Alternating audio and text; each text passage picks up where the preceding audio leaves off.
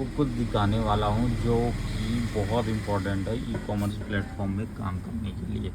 हम यहाँ कुछ जो हमारे अपकमिंग रिटर्न्स है कस्टमर, उसमें से हम कुछ चीज़ें पढ़ेंगे जो उन्होंने लिखा है।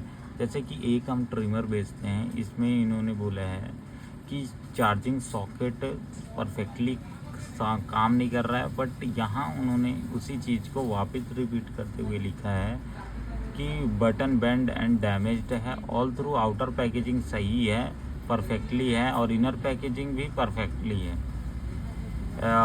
इसी प्रकार से एक बंदे ने लिखा है नॉट चार्जिंग, दूसरे ने लिखा है नॉट नो नॉट, ये पता नहीं क्या क्या लिख दिया इन्होंने, और not for my eligibility, wrong item, not choice.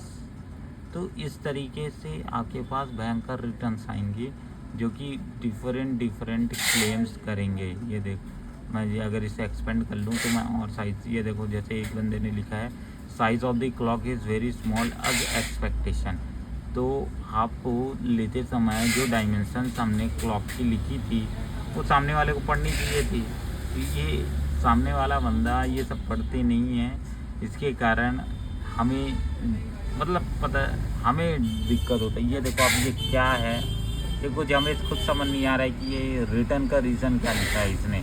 अब आप इससे क्या ही समझोगे। तो कई बार आपको ई कॉमर्स में काम करने के लिए इस प्रकार से तैयार रहना पड़ेगा।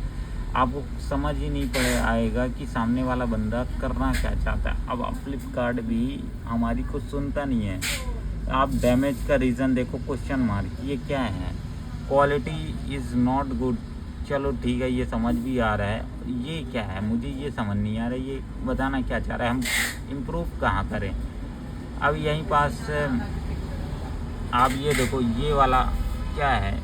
तो इस तरीके से कई कस्टमर ऐसे रहते हैं ऑनलाइन में जो सिर्फ आपको फ्रॉड करने के लिए आपसे प्रोडक्ट मंगाते हैं और बाद में उसे रिटर्न कर देते हैं।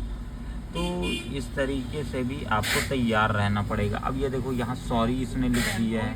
अब मुझे क्या मालूम चलेगा कि रीज़न क्या है, मुझे कहाँ इम्प्रूवमेंट करनी चाहिए। तो मेरा ये कहना है कि आप रिटर्न करना है तो करो, बट आप ये चीज़ तो बताओ जेन्युइन तरीके से कि फ्लिपकार्ट को कि वो क्या कारण से रिटर्न कर रहा है, ताकि जो सेलर है वो चीज़ें इम्प्रूव कर सके। बट अगर कोई इस तरीके से चीज़ें लिख करके भेज देता है तो उसकी क्लेम को, रिटर्न को तुरंत रिजेक्ट कर देना चाहिए मेरे अकॉर्डिंग।